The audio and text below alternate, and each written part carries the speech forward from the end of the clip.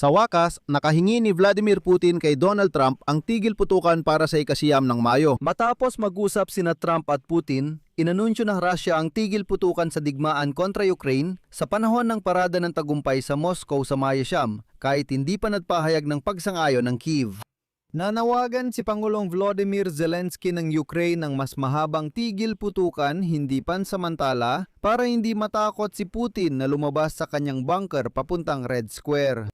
Kasabay nito, bastos na tinanggihan mismo ni Donald Trump si Vladimir Putin. Sinabi ni Trump na dapat mag-focus ang presidente ng Russian Federation sa mapayapang pag-aayos kasama ang Ukraine at hindi makialam sa usapin ng nuclear disarmament kasama ang Iran. Parang sinasabi niya, huwag mo isaw-saw ang ilong mo sa mga bagay na hindi ka naman hinihinga ng opinyon. Kasabay nito, nanawagan na yon ang Europa sa mga lider ng mundo na pumunta sa Kiev sa Mayo 9 at hindi sa Moscow sa mga madugong okupante. Ang pangalan ko ay Alexei Pechi. Tara, pag-usapan natin ang paksang ito. Pero bago tayo magsimula, hinihiling ko na mag-subscribe kayo sa channel, i-like ang episode na ito, at mag-iwan ng kahit anong komento sa video. Magpapasalamat ako sa inyo kapag ginawa ninyo yon. Mag-subscribe din kayo sa Telegram channel ko ang Pechi News. Ang link ay nasa video description. Doon kami naglalatala ng mainit na balita agad-agad. Sinabi ni Dmitry Peskov, tagapagsalita ni Vladimir Putin, na plano ng Russia itigil ang putukan para sa araw ng tagumpay. Tungkol naman sa pagtanggap o pagtanggi ng Ukraine sa pansamantalang tigil putukan. Si Peskov, nang tanungin tungkol sa reaksyon ng Ukraine sa alok ng tigil putukan, ay nagsabing hindi naman kailangan ng reaksyon dito. Susunod, babanggitin ko ang mismong sinabi ni Peskov. Ito ay desisyon ng pinuno ng bansang Rusiya at ito ay patutupad. Pero lahat ay inaasahan mula sa rehimen ng Kyiv ng anumang reaksyon na may tamang hangarin. Pero hanggang ngayon, wala pa rin. Ipapaalala ko lang na kamakailan tumawag si Vladimir Putin kay Trump at malaawang nagreklamo na inaatake ng Ukraine ang oil infrastructure ng agresor na bansa. At takot pa siyang magdaos ng victory parade sa Moscow, grabe raw ang takot niya. Kung di kayo naniniwala, bisitahin nyo ang Kremlin website. Nandun ang transcript ng sinabi ni Ushakov matapos ang usapan nila ni Trump. Doon, diretsong sinabi na nagreklamo si Vladimir Putin kay Donald Trump. Umiyak siya at sinabing inaapi siya ng mga Ukrainian at inaatake ang mga lungsod niya. Sinimulan ko ang digmaan laban sa Ukraine, tapos inaatake ng mga Ukrainian ang mga pasilidad ko ng langis. Sa huli, sinabi ni Trump na inalok niya ang leader ng Russia ng maikling tigil putukan. Iniulat ng Kremlin na sinabi ni Putin kay Trump na handa siyang magdeklara ng pansamantalang tigil putukan sa Ukraine sa Mayo 9, gaya ng tigil putukan noong Pasko ng Pagkabuhay. Ayon kay Yuri Ushakov, tagapayan ng presidente ng Russian Federation, sinuportahan ni Trump ang inisyatibang ito. Binigyang diin ni Zelensky na pabor ang Ukraine sa pangmatagalang tigil putukan, hindi lang pagtigil ng putukan ng ilang oras para sa parada sa Moscow. Narito ang kanyang pahayag. Iminumungkahi namin ang pangmatagalang tigil putukan at matibay na seguridad para sa tao at kapayapaan. Handang makipagtulungan ang Ukraine sa anumang marangal at mabisang paraan para rito. At dito ko rin gustong banggitin na ang tigil putukan para sa okasyon ng Araw ng Tagumpay noong ika-9 ng Mayo, kung magkakaroon ng kasunduan tungkol dito, ay magiging ikatlo na simula ngayong taon. Una, may kinalaman ito sa pag-atake sa mga pasilidad ng enerhiya na inihayag mula Enero 25 hanggang Pebrero, isa ni Donald Trump.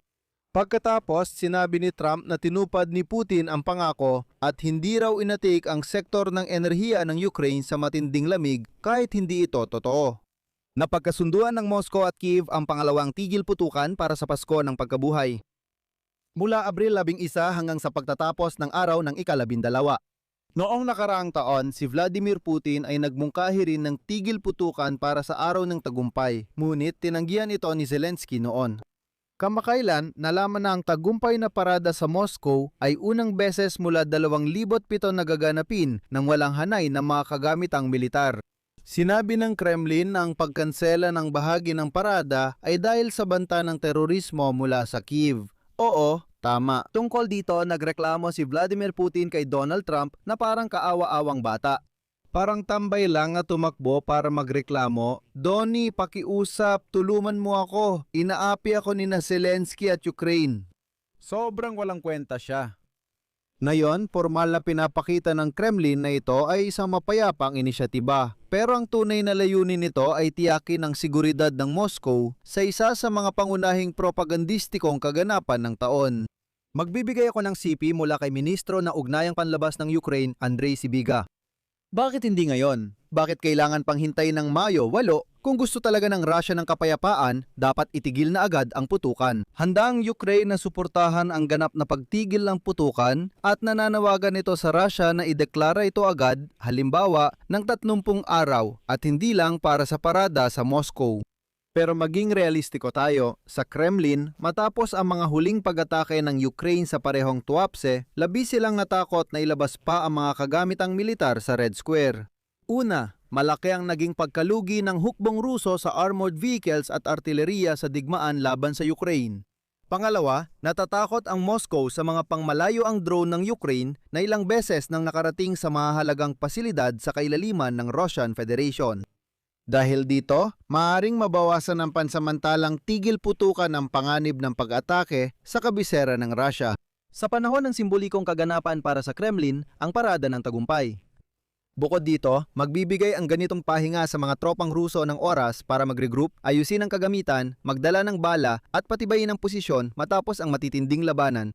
Sa politika sinusubukan ni Vladimir Putin na maglaro sa larangan ng diplomasya. Sa pag-aalok ng tigil putukang ito sa pamamagitan ni Donald Trump, sinusubukang ipakita ni Putin na kunyari ay handa siyang makipagkasundo. Kung tanggihan ng Kiev ang maikling tigil putukan, ipapakita ng Moscow na Ukraine ang ayaw ng kapayapaan.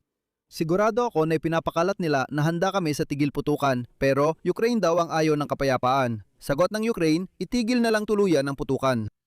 Bakit? Isang araw lang naman ang tigil putukan ang alok nyo para lang ligtas si Vladimir Putin at hindi matakot lumabas sa Red Square? Para lang ba talaga doon?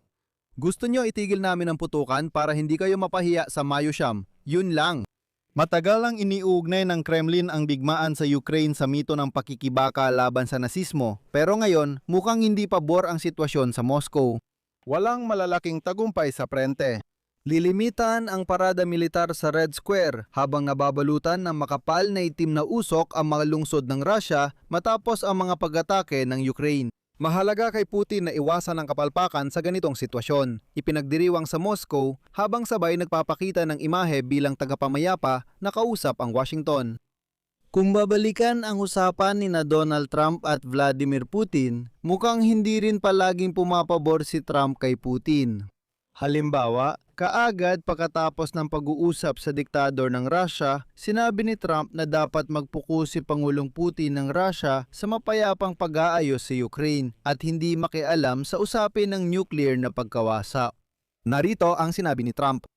Sabi ni Putin, gusto niyang tumulong sa pag-alis ng pinagyamang uranium ng Iran kung makakatulong siya sa atin. Sinagot ko siya, mas nais ko sanang sumali kayo sa pagtigil ng digmaan sa Ukraine.